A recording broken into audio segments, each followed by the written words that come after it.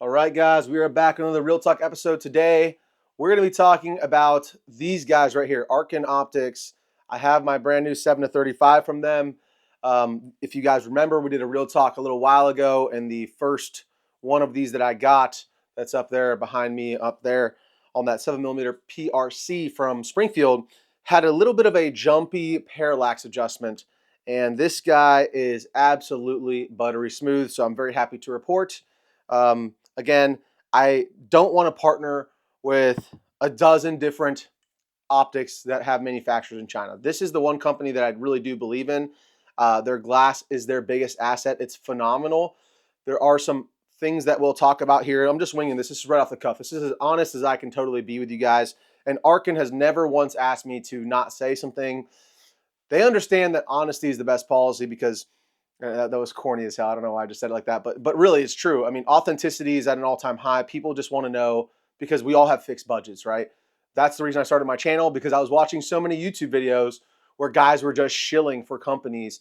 And if people want to call me a shill, fine. All my friends, anyone who knows me in real life, IRL, knows that I am the complete opposite of that. But I do love a bargain. Now, again, getting off in a little weeds a little bit here, but I love good glass. I love me some really high quality Night Force. I love me some Schmidt and Bender. I've never owned those German glass companies, but Kales, those scopes look phenomenal. I've dreamed about owning them, but they are about the cost of my first car I ever bought was $3,000. It was a Jeep Grand Cherokee Laredo. Had about 160,000 miles on it, and every time I look at a scope, and I paid about $3,300 for it at the time. Every time I look at a scope that costs about as much as that car cost, I think about how ridiculous it is to actually spend that kind of money on a piece of glass. And for me, where Arken fits in is this is Japanese glass. Everything on the EP line is Japanese glass. They are manufactured in China. We'll just come out and say that right now. And also we'll come out and say that they sent me this 7 to 35. The first one I purchased, they sent me this replacement. They also sent me the rest of their scopes in their lineup to review and to test, which are the 5 to 25, the 4 to 16, and the 1 to 8. So just for full disclosure, they have supported me that way. And I also do have a code with these guys, which is down in the doobly-doo down below. If you guys want to support the channel, you can pick one of these up. If you're thinking about picking one of these up, it would mean a lot to me if you used my code and my link. With all that being said, now that we've had our full disclosures out of the way, where these lie for me is for guys like myself who have a lot of different hole punchers that cannot afford to put a Jeep Grand Cherokee Laredo on the top of every single one, and sometimes even more. These zero compromise, some of these glass companies, I mean, they're bonkers. In my opinion, they're strictly advertising to agencies and governments that can afford that type of cash flow to put, buy 10 $5,000 scopes and put them on 10 of their department rifles or whatever it is. That's who those guys are pandering to and selling to, in my humble opinion, okay? They're not selling to regular guys, especially guys, if you have a dozen or so rifles in your safe and half of them don't have optics on them or quality optics on them, that's where Arken steps in. It bridges the gap between the garbage like Amazon special optic that you can pick up for $150 and the Jeep Grand Cherokee Laredo, Night Force, ZT, whoever it is, right? Zeiss, you name it. This bridges that gap in my opinion. I know there's other scope companies that have optics for more of a budget type level, like Trijicon has their Credo line. Primary Arms now has their PLX line. Sorry about that, guys, if that killed you on the mic. But I know there's other companies that have options for you but they're still above that $1,000 mark.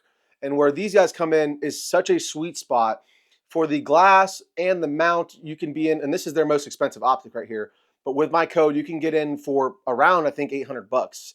So you're still coming in quite a bit lower. Right? So it's sometimes half the cost of those like mid-tier options, I guess you could say. But the glass is nothing but top tier, in my humble opinion. This glass is as good as it comes, besides like something like the 7,000. I mean, besides the crazy German glass, I honestly think this glass, and I really mean this. The 7 to 35, we'll talk a little bit about Mirage a little bit later if I can remember. But the glass on the 5 to 25 and the 7 to 35 up to 30X is as good as my Night Force stuff. And I know people are going to go crazy in the comments, but the whole scope is not as good as the Night Force stuff, in my humble opinion. I think the turrets have a lot of room for improvement. The turrets have been the most frustrating part for me on these guys, and it's not the clicks. The adjustments are absolutely solid. They don't feel mushy at all. They're very positive. I do have a problem with how big they are. I really don't like how big they are, but I know guys who are older talk about being able to see better. Sure, fine, that's great. I just really don't like the locking system on it, which I've talked about in my previous video. But the glass quality is the biggest asset for Arken, and I mean that. That's through the whole lineup. Even the 416, the SH4, which does not have Japanese glass, Chinese glass, is phenomenal. And again, just like I did in my last video with the mufflers, talking about ports versus comps, is it enough? The videos that I want to do, the videos I want to bring to you guys, is I'm a regular dude. Is it enough for regular people to notice a difference, or is it enough for regular people to notice a difference big enough to justify? Those are two different arguments, right? I argue the first part. I believe that regular people, if you do a blind taste test, a regular guy puts his eye up to this glass versus another piece, versus a Night Force or a Leupold 3 to 18, are they going to notice a difference at the same time, in the same day, in the same conditions, side by side? I don't think you will, because I don't really notice a difference. And in the little tiny things when I'm really looking, if I notice a difference in one, I actually prefer the Arken sometimes on the other. Like looking into the sun, for instance. Looking into the sun, for some reason, the Arken glass does it better than the Leupold Mark V HD that I have at 3 to 18. I compared it to the 5 to 25 and the 4 to 16, and looking into the sun, for whatever reason, no sunshade, no kill flash or anything like that. Both were just end wide open.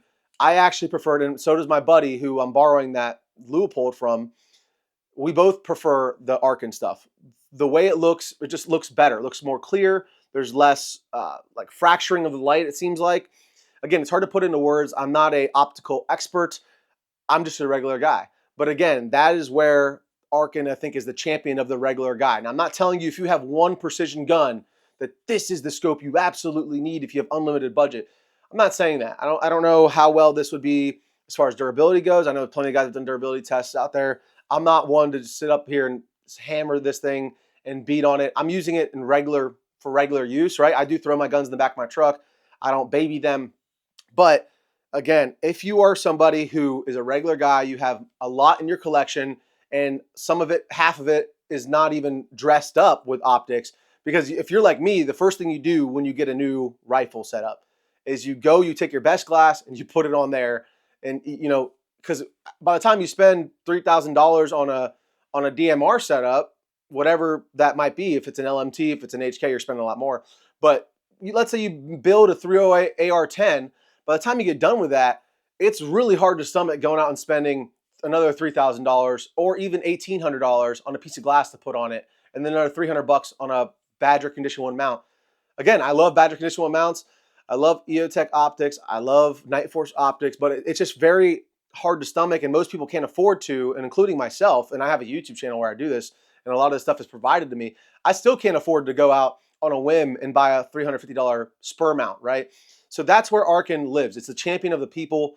I believe in this company. I believe in their customer service. I know it is made in China, which some people just that's a non-starter for them. And if that's you, that's totally fine. But this glass is from Japan, and it is phenomenal. I would love to change some things on it, but the reticles are also phenomenal. Besides the 1 to 8, we could talk about that another day. I'm trying to convince them to do like a Range Day Bro edition, which would be really cool, where I can help design or help give my input at least for what I look for in a reticle for like a 1 to 8. I mean, I don't like the kill box on the 1 to 8, just to be honest. But the glass is phenomenal. I really do love the glass. You look at it side by side, the 1 to 8, and you look at it by the EOTech Voodoo 1 to 10, or you look at it by the Night Force Attacker 1 to 8. Which are two of the scopes that I own, that I have a lot of experience with, and the glass quality is right there. Like, I don't see anything better about those other images. And I talked about this in the past too, especially once you start shooting these things and they get dirty. If you actually take your guns out and use them, they get dust, they get smudged, they get crap on the lenses, and then that little bit of an advantage, that maybe perceived advantage, goes away. And I think placebo effect is a huge thing. I honestly would love to do a blind taste test. The only problem is someone who has an eye for glass is going to recognize reticles like right away if they've done the research. Like if I look through this without anyone telling me what it was, I would I would recognize it as an Arken reticle.